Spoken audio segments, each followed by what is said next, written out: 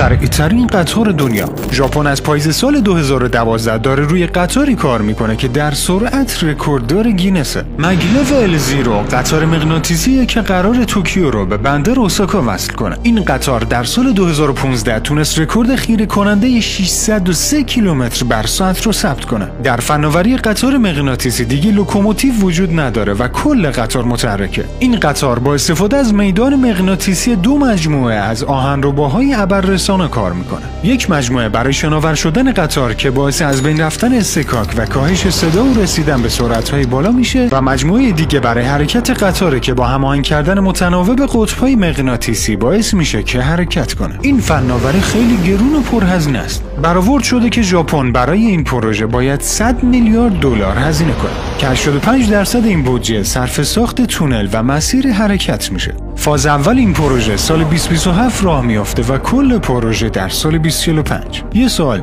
به نظرتون این تکنولوژی چند سال دیگه به کشورمون میرسه؟ حتما تو کامنت ها بنویس. واقعیت‌های عجیب و جالب دنیا رو میتونی تو فکتول پیدا کنی.